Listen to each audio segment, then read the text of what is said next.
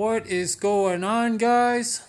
So the last time that I was able to make a video for this thing was so different. It was completely different, and I was getting ready to redo the rear suspension. But long story short, I've just been stupid busy this year, especially since March, April, May. Things really took off in a different direction for me with work for outside companies.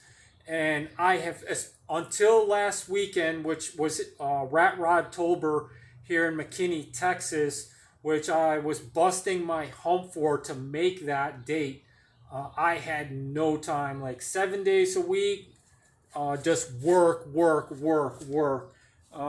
I actually won best motor on this from that. I haven't even had time to put this stuff away. I actually unloaded last weekend, and this is just where I put stuff till I got a minute to put everything away.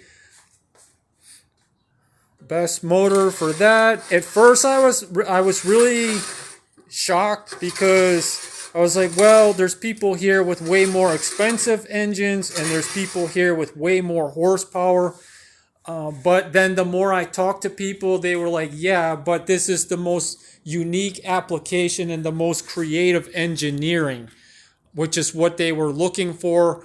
And other people, like they had said, that anybody can build horsepower and not everybody can have the imagination and engineering capabilities to do something like this. Another thing that's all new on this is that exhaust since the last video, which was another big thing that I had needed to get corrected on this. The engine actually runs a lot better now too. So that's all new. And yeah, they gave me best motor, and I had actually won.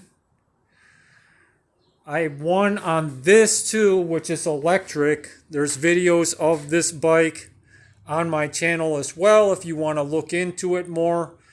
And they gave me an OG bike on that right here. And the other thing was that bike right there, which I just finished up. I just finished that one up earlier this year. That one, the owner rode in, and it won. And that one is actually, you can see it right there. That was whenever I was building it out, and that was finished. It's kind of hard to see with all these light glares in here.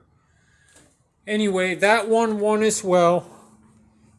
So, yeah, one show, 3 trophies. Totally wasn't expecting it, and caught me off guard. And whenever I go to these shows, sometimes, to be honest with you, I don't even want to go anymore.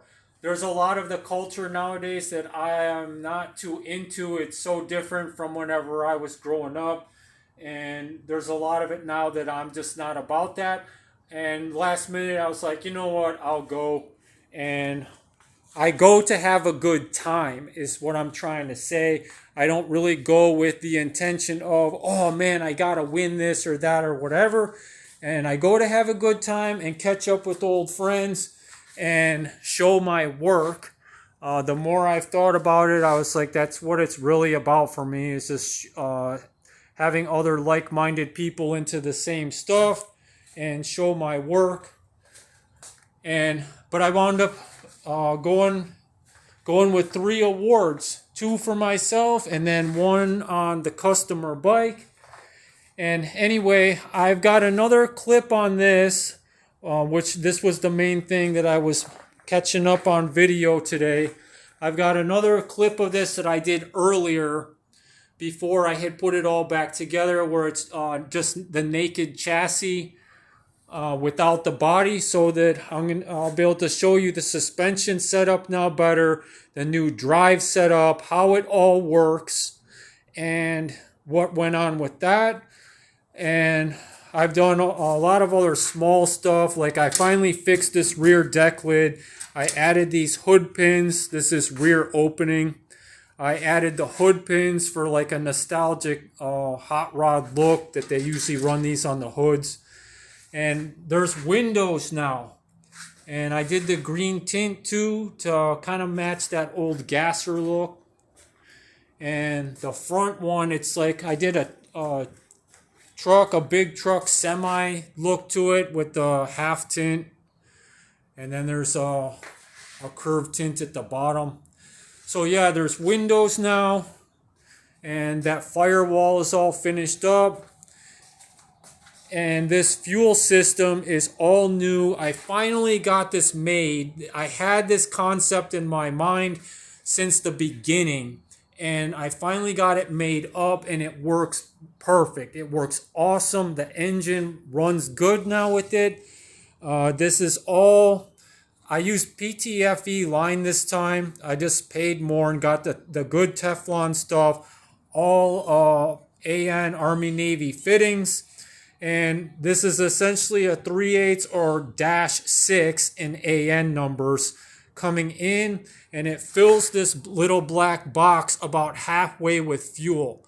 And then once it gets up to that, whatever is becoming too much, it goes out this return line back to the fuel cell. And this is fed by an electric fuel pump, which is right here coming off of the fuel cell. So it comes in, fills this black box, and then on the bottom there's a 1/4 inch, I just call it a drain. That's all it really is. It's just a 1/4 inch like you would have on the motorcycle off the tank, off a 1/4 inch 90 degree. And this then has no pressure in it. It's like an aquarium. It just flows water in. It floods this, and whatever is excess returns on that overflow. So it's a remote 5-gallon fuel cell feeding this and off of an electric pump. And then the carburetor gets gravity fed, just like on the bike. So no more issues. I was running the electric pump direct to the carburetor, and it was the pressure was overriding the needle valve and causing the engine to cough a bit. And yes, I know you can run an inline regulator. There's a bunch of ways you can get around that pressure, but this was the best solution for my application. And it's been working awesome.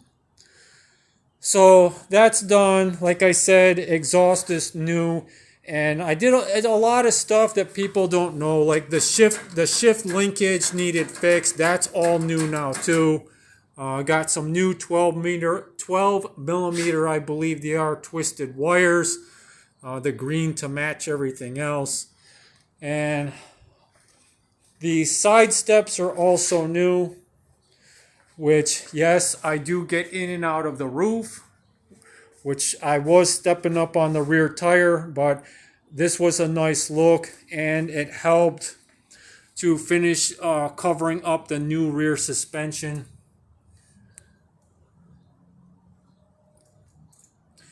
And you can see here the braided line the whole way through now.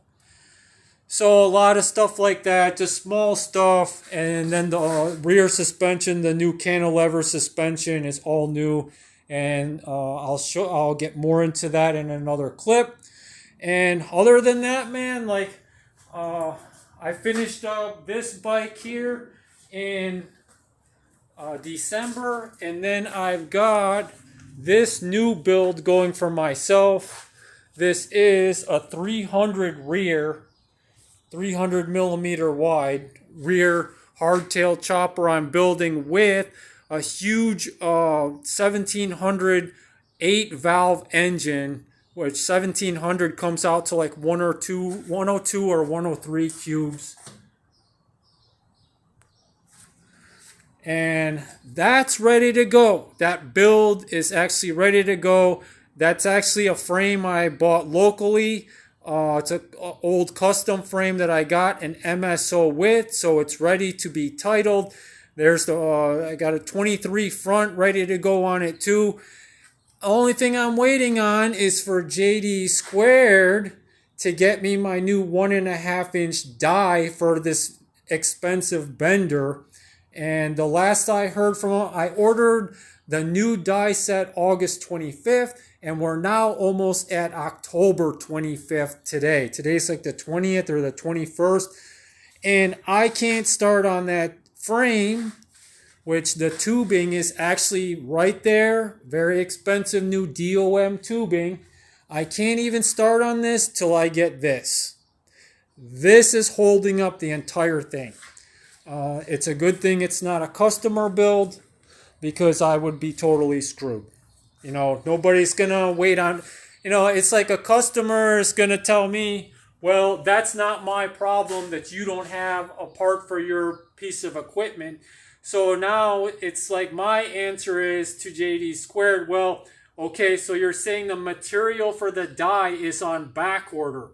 Well, that's not my problem. I'm your customer. You know, I have this expensive piece of equipment that I already paid for, and now I can't even use it. So I've got that build ready to go, and I'm not quite sure. I've been toying around with a couple other ideas as well, build-wise, if I have time. So there's probably going to be some people that see this that I've worked with this year, whether it's welding or now making guns, which is what I do full-time as a regular job now. If you're probably going to be watching this, thanks to everybody this year. I've met so many nice people. So many people have helped me out. Everybody that I met at Ratrodtober, people that helped me out there. And it's just been awesome this year. So many nice people. I just want to express my gratitude for all of it. If some of you, if you knew my backstory in life, it may not seem like I'm a millionaire now and have a lot of things, which I am not by any means. But what I do have, I'm extremely grateful for. So thanks, everybody, and I will keep you posted as I have time. All right, see you around.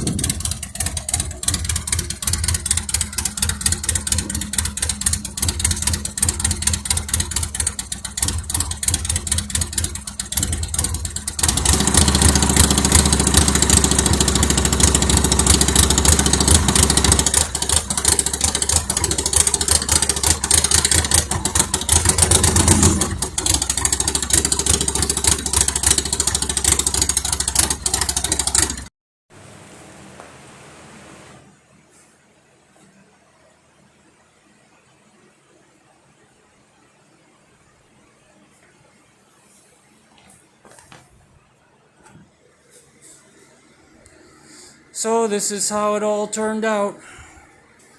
We got 1/2-inch roller fulcrum bearings there too. It's not a bushing. On this front mount, it's now dead even with, there's a jack shaft right there. It's dead even and centered, the front mount of the suspension with the jack shaft. You can see that that bolt goes perfectly in the hole of that sprocket. And this is adjustable here on a track with a tensioner here. As you tighten that bolt, it pushes this whole thing back, which pushes the whole rear suspension back and tightens or loosens the chain. Also, got a new taper lock heavy duty sprocket carrier hub in here. Hopefully that holds. It's supposed to have a guarantee that you break your axle before you break that hub. with a new carrier right there, bearing carrier, and one right there. So you've only got enough axle to fit that carrier to prevent axle bending, which is what I did to the old one. 1¼ inch track bar. This adjusts your left to right on the suspension. It's on a right and a left hand heim joint. So you can turn this bar clockwise or counterclockwise, and it lengthens or shortens to adjust your left and right. Over on the brake side, and they do have now available taper lock wheel hubs as well. I'm still running my billet aluminum ones with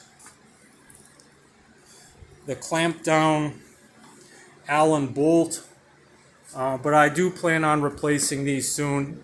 The sprocket carrier was the most critical. That was the main thing I needed to upgrade. These links for the cantilever suspension, these links are fully adjustable now because they have a right and a left hand heim joint as well. So again, you turn this clockwise, counterclockwise, it opens or closes, which will allow me to adjust ride height or preload the suspension. And there's also 3 mounting holes down here at the lower end now too, to adjust the angle of that, because I can adjust the rear suspension forward or back now, and that allows me to match it to that, the position of that, or change the angle, which will give you a heavier or less weight on the shock. It will multiply or divide the weight essentially.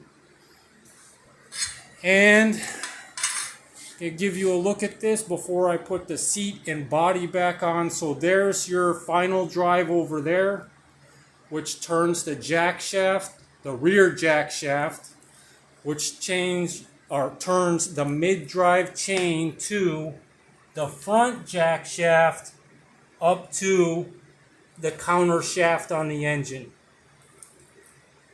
That's how it all works. Front engine, chain, rear wheel drive with full suspension. Most of these builds don't run suspension, which is why it's a lot less complex. This runs full suspension. And these new side steps were added. They still get aluminum tread plate. But making this video while everything's open in the naked, because it's a lot easier for you to see, obviously, and explain it to you, show you how it works before I put the seat and body back on.